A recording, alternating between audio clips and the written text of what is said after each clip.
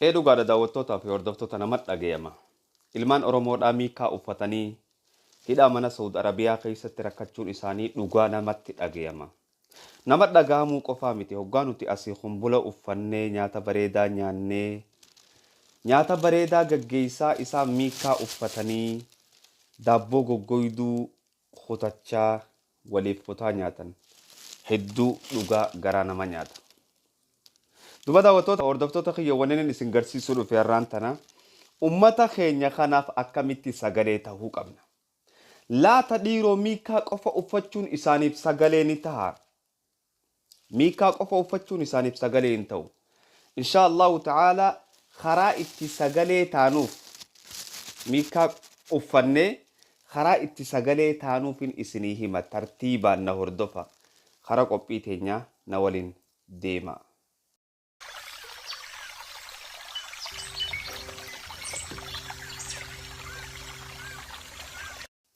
السلام عليكم ورحمة الله وبركاته دعوتوتا في هردفتوتا هند خيسانو بكم جرتانيتي نجيني خي اسم برنا فاقو اسم جيتشان إن شاء الله تعالى أرانتنا وننين اسم أغرسيسو دافلو في أكاتاتي أمتا خينياف سغاليتا هودان دينيو أفان عرباتي نستهي أفان إنجليفاتين يوبر ريسيني مالي سغالي أمتا خينياف تا هودان دينيو أفان أنا في أتي دبانو لغي سيفيني ما رومو أفان أنا في أتي دبانو Oromiyaan ala hoggaa baate googilirraan harkattu siigalee Oromoo lafarra deemtee addunyaarra rakkachaa jirtu biraa ni harkatta. Walii barreessuu dandeessan miisee jaan. Walaakin mee hoggaanii fi Oromoodhaaf ni dirmanneennu. Mee akkamitti dirmannaaf? Gaafii isinaa gaafadhu. Anaa fi ati miikaa uffanneef mootummaan Saud Arabiyaa gadhiisaa ilmaan Oromoodha? No.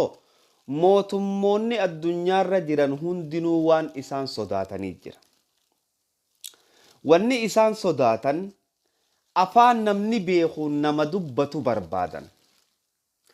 Amma fakkeenyaaf afaan Arabaatiin yoo dubbattee Saud Arabiyaan ummata keenya kan mana hidhaa keessatti rakkoo takkaan maletti ajjeesaa jirtu nuuf gadhiiftu jettee afaan Arabiffaatiin yoo barreessite wallahi tara takka furmaata harkatta. Afaan Ingiliffaatiin yoo barreessite tara takka furmaata harkatta.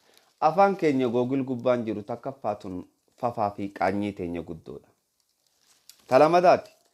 Akkaataan nuti itti tahuu qabnu fakkeenyaaf amma namni chaalanjiidha jee waa hedduu godhaa jira yeroo tana. Chaalanjiidha je'anii yeroo waa hedduu godhan kana keessatti lafaa kaanee nuti yoo miikaa uffanne chaalanjuma wayii takka godhaa jirratti fakkaata. No, ibsachuu qabna. Haashtaagiin ibsachuu qabna.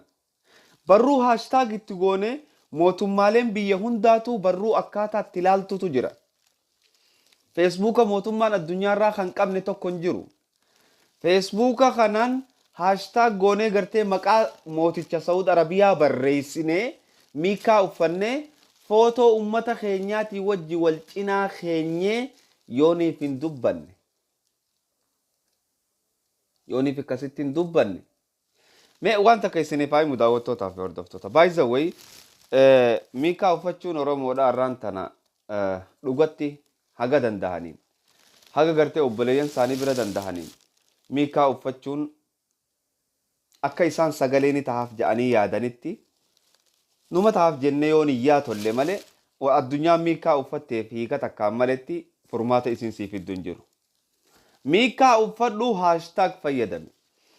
Ummanni addunyaadhaa hoggaa gargaarsa barbaade haashtaag fayyadamu. Akkamitti haashtaag fayyadaman? Deema laala addunyaalee biraa haala kamiin haashtaag fayyadaman? Miikaa uffatanii qofaa miti hagabbaan Jawaar Mahammad akka maal akka inni fayyadamuu ture deema laala. Isiniif gala. Akkanaa miti heeraa fi sirri addunyaatti lallabataniin. Miikaa qofa uffannee anis hidhamtoota yoo jenne hin barbaachisu. Maal hidhamtoonni siin jaa addunyaan? Addunyaan guddoodha nama biliyoona 7 oli. Nama biliyoona 9 deemna 10 deemna. Siigalee namootan dilan kana keessa Saud Arabiyaa mana hidhaa jiru addunyaan irratti xiyyeeffachuu hin dandeessu. Yoo ammoo haashtaagiin deemte mootonni irra mootota maal ja'ame je'ee hundi isaanii kan laaluutu jira mootonni addunyaa guutuun. Walii galaa jirra. Duba akkam haa goonu daawwattootaa fi hordoftoota. Miikaa keenya ni uffanna. Qaceellotti na dhaggeeffadhaa. ميكا كما مو فتن كانت فتن أدي سنيا باسو ميكا فكينيا فكما منو تي كانت فتن قد تني دابتن ندا جيفدا ميكاني فتن harka keeysan marattanii takka daabboo kutaa qabattanii akkana jettanii akka gartee Jaafar godhe Jaafar Yusuf godhe haa galatoomu wallisaa Jaafar Yusuf waan bareedaa godhe sila afaan Ingiliffaatii fi afaan Arabaatiin haashtaag fayyadamee firii ummata keenya kan Saawud Arabiyaa keessatti hidhaa jiru je'ee waan hedduu bareedaati jechuu garuu ammoo hin fayyadamne jechuu akkam jenneeti barreessina free Ethiopian people in Saudi Arabia prison without any crime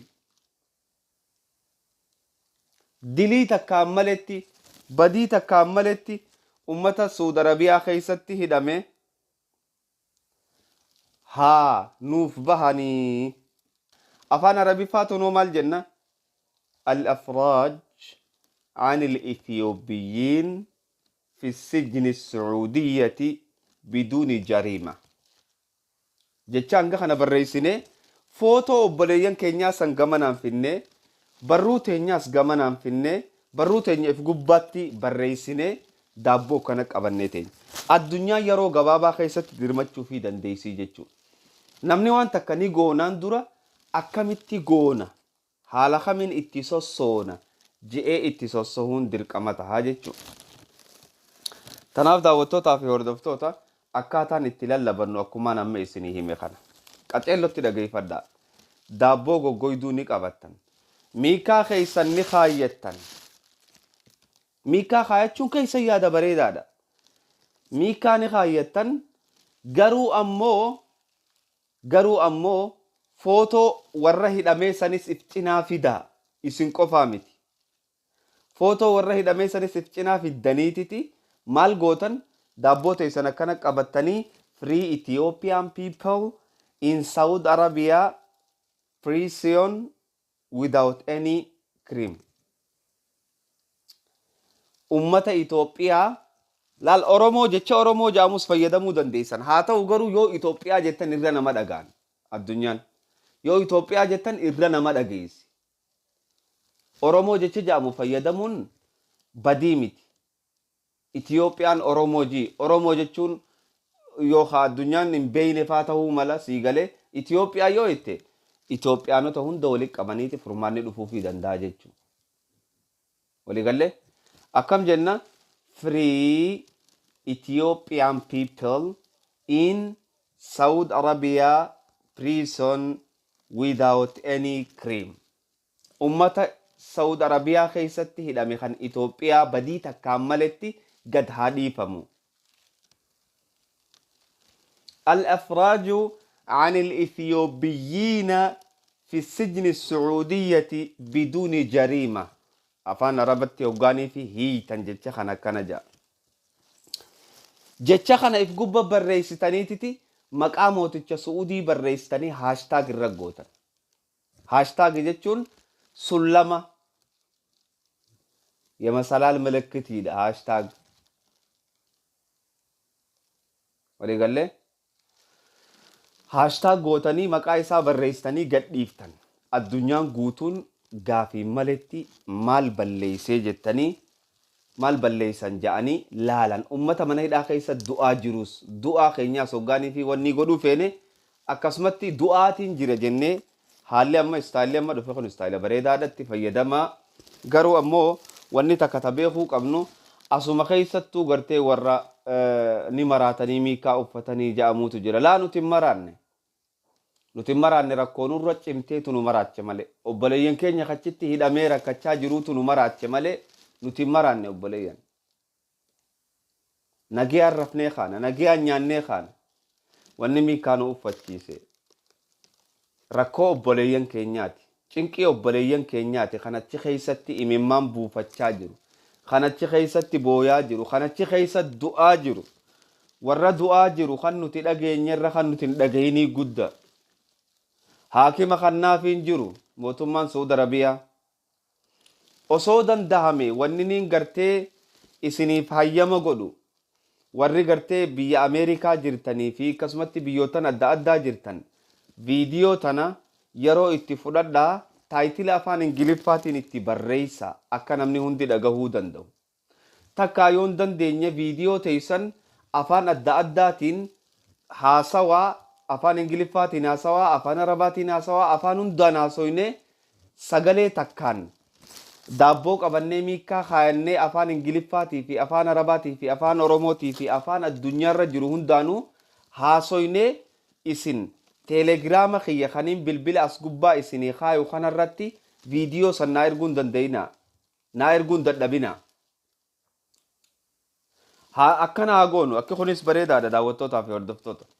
Namni hundi sagalee afaan adda addaatiin ummata keenyaaf akka taanutti akkam goona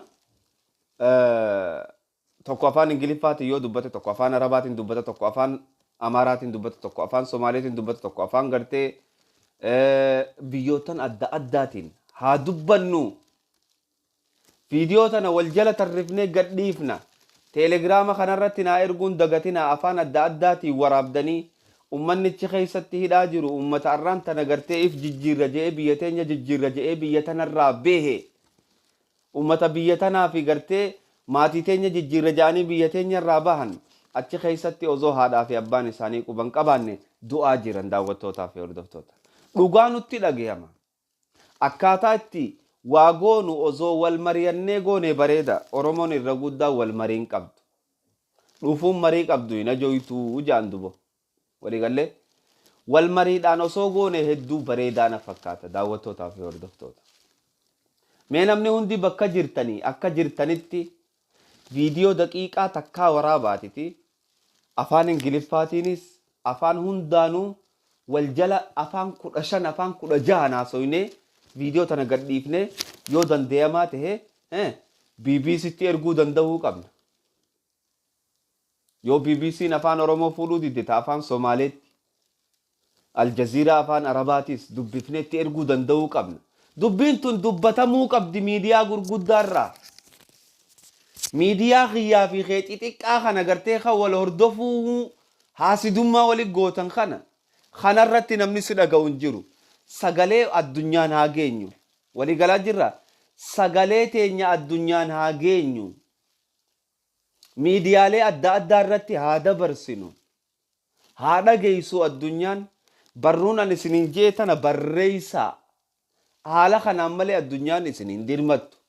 Mootummaan Itoophiyaa ta'e isinii dirmattu hin jirtu. Dhagaa dhugaa walitti himna. Mootummaa Itoophiyaatii isin dhageessu hin jirtu. Na dhagaa jirtanii. Mootummaan addunyaadhaa dhaabbanni gartee Awurooppaa guutuu akka isin dhaga'u yoo barbaaddan. Dhaabbanni addunyaa guutuu akka isin dhaga'u yoo barbaaddan. Afaan tokko marii takkaan naafi ati feesbuuka kiyyarra gadhiifneef chaalenjii namni kudhan laayikii sii godhu namni 25 addunyaa tanarra nama biliyoona meeqaa jira.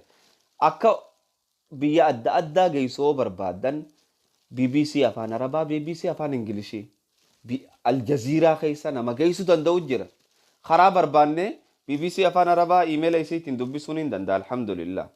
Iimeela isiitiin dubbifnee itti kanninee akka wanni kun addunyaarraa nuu gadhiifamu godhuu dandeenya. Garuu ummata keenyaatu hidhata walitti hin qabne.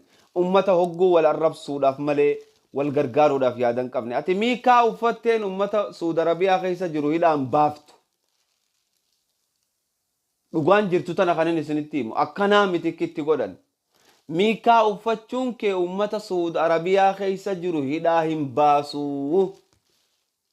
Afaan addunyaan beeytuun addunyaa dubbachuudha malee. Afaan addunyaan beeytuun akkamitti addunyaa dubbanna. Akkami addunyaan nu dhageessi. Akkami addunyaan dubbii keenya dhageessee yaada keenya nurraa fuudhuu dandeessi jennee waliin dubbachuun ammoo anaa fi ati bira jirti. Yoo kana godhuun dandeenye na dhagayi. Yoo kana godhuun dandeenye viidiyoo tana fuudhii nama kana godhuu danda'u sheer godhi. Laayikii godhi akka nama hedduu bira geessuuf obboleessa kiyya obboleettiitii. Siigalee amataa fi gadaa yeroo hunda garte osoo wal mari'annee wajjiyaane yeroon amma nuti keessa jirru tun mee isinitti haa'imu yeroo jazbaan haaqila tahee haaqilli jazbaa tahee gamni gumnaa tahee gumnaan gamna taate zamana san keessa jira. Zamana namni siyaasaan beeyne siyaasaa laaqqatee warri siyaasaarraa harka marate. Zamana wallaalaan beekaa ibsee beekaan wallaalaa ibsee. Akkami wallaalaal namni hedduun si beekeef ati beekaa hin taatu ati beekamaa taata malee. Namni hedduun si beekeef beekaa hin taatu beekamaadha taata malee. Garuu beekaa meeqaatu jira kan namni kudhan gorsa isaan dhageeffan. Wallaalaa beekamaa beekaa wallaalamaa jira. Namootan kana to'annee adda baafachuu danda'uu qabna. Wallaalaa beekamaa yoo duree siiftee hallayya si hochiisa. Beekaa wallaalamaa barbaadinaa si hima. Ummanni gari maraataan katabajeetitti na jalatti dhufanii martaa jedhan martaa. Ummata kanaatutu ciccimoo warra siyaasaaf loluu beeki warra martaa jedhee waa barreessu kana. Tanaaf ani isinitti hin dheeressu daawwattootaa fi hordoftoota. Ummanni keenya rakkoo keessa jira. Lakki afaan qabatanii ni iyyan. Akka kun afaan qabannee iyyuudha. Akkanaa miti. Akka addunyaan nu dhageessutti afaan keenya ol baafnee dubbachuu danda'uu qabna. Nama miliyoona 60 afaan isaa googil gubbaan jirre qaanyi. Dhagaa jirta? Nama miliyoona 60 afaan isaa googil gubbaan jirre qaanyi. Nama miliyoona meeqa addunyaan guutuun rakkoo siin dhageenye qaanyi. Tana wanni isinii himu. Dureen keenya har'an hundeemaa jiru warra siyaasaati jettanii ilaaltan kun irra guddaan isaanii eega Jawaar dhabamee eenyutu uummata lafaa kaasee deddeemu jira. Eenyume? Naa himame? Siyaasaan abbaa qabdi. Abbootiin siyaasaa eenyu? Hoggaa namni sheekaa siyaasa dubbanna je'e abooti sheekaa waan siyaasaa keessan seenin jaabar katakkaa udaan durraan dhiqatanii akkasiin jaabar dhufe. Katakkaa udaan hin dhiqatiniititu siyaasaan seenin siin jaafutaa lamatti dhiisee bee. Namni areeda qabu barnoota baratetti hin beeku namni keenya. Rakkoon isarra jirtu tana. Namni areeda qabu wayi bulchuu danda'atti hin beeku. Namni areeda qabu siyaasa beekatti hin beeku. Waliigallee katakkaa udaan firraan dhiqiniititu ati waan siyaasaa keessan seenin jaadhafe. Ka siyaasaan beeyneetu siyaasaaf abbaa ta'ee siyaasaa dura deemaa jira. Zamanni kun irraan isinii deebi'aa dhageeffadhaa. Zamanni kun zamana beekamaan beekaa ibsee. Beekamaa tahuu fi beekaa tahuu wal dhabaa qaba. Hubadhaa. Beekamaa tahuu fi beekaa tahuu wal dhaba. Zamana beekamaan beekatti if beek. Zamana beekaan beekamuu dhabeen wallaalaa tahee usnurraa faaja'aniin ni rifadhaan. Ummata gurguddaa profeesaroota gurguddaa kanaan nama ju'uniin arga. Ati kijibaadha faa nama ju'uun. Shuf khabar takkaa udaan udduu keessaan dhiqatiniitutu ummata gurguddaa bebbeekamaa sila ummata gurguddaa bebbeekaa wallaalama laal bebbeekaa namni hin beeyne hedduu qabna. Garuu ammoo warra kana jala yaa'uu dhiifneetiti warra siyaasarraa human beeyne kakutaa afurii dhiisee Itoophiyaarraa deemeetitu maal godha? Maal godha? Si dura bee gartee siyaasan dubbadha siin jaa. Namni areeda qabu siyaasa beekatti hin beekan. Namni areeda qabu hundi akka ati yaaddu akka ati agartu sanii miti. Namni yoo areeda baafate siyaasarraan dubbannaan dhaaphoo ati sheekaa siyaasaan seenin ja'aniin. Yoo inni siyaasarraan dubbanne sheekan Oromoof hin yaadan ja'aniin. Laal karaa hunda jalaan baatu. Areeda qaba ati sheekaa siyaasaan seenin siin ja'an.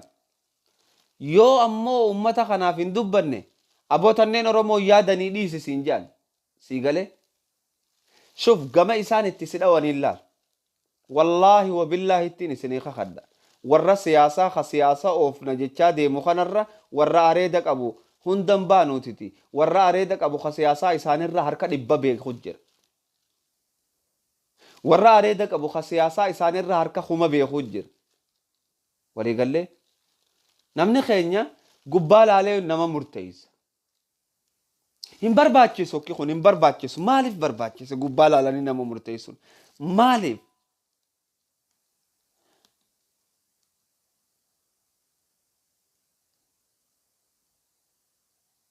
salaamin jaajee salam jechaatiti sii galee dhufee atiin ani hoggaa takka wallaahi ummanni Saudi Arabiyaa baay'isa way hunduma guutumaan guututti garaa nama nyaata akkaataan nuti itti iyyinuuf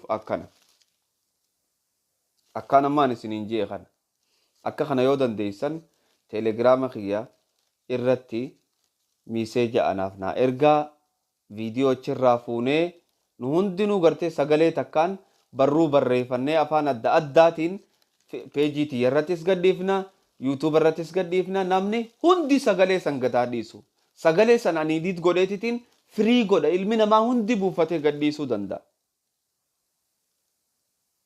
Waliigalaa jirra akkana haa goonu daawwattootaaf fi hordoftoota tanaan isinii dhaamuu dhufe miikaa jaalanneetii miti ka uffanne ummata keenyaatutu ittiin du'aa jira kafanni oromoodha irra miikaa ta'e na dhagaa jirtanii kafanni oromoo irra miikaa ta'e kafana oromoodha ka miikaa godhame kana addunyatti himuu qabna uffata oromootiin miikaa ta'e saniifi miikaa uffadde ni tuffatame. Kanaaf daawwattootaaf fi hordoftoota hedduu isinitti dheereessuun barbaadu dubbiin qalbii namatu itiniin beeka akkaataan itti iyyannu kana malee akka nuti godhaa jirru kanaa miti. Hanganaan isinii dhaammachuu barbaade viidiyoo tana laayikii gootee sheer gootee laayikii gootee hoggaa jennu allaayikii yoo akka oromoo bira geessuufi sii galee akka oromoo bira geessuufi viidiyoo laayikii godhii obboleeyyan keetiif sheer godhii haa nama hunda bira geessu namni hundi haa dhaga'u. akka jenne kanaani sagalee oromoof ta'uu dandeenya hamma viidiyoo biraatti walitti deebinutti assalaamu alaykum wa rahmatullahi wa barakaatu nagayatti naa tura.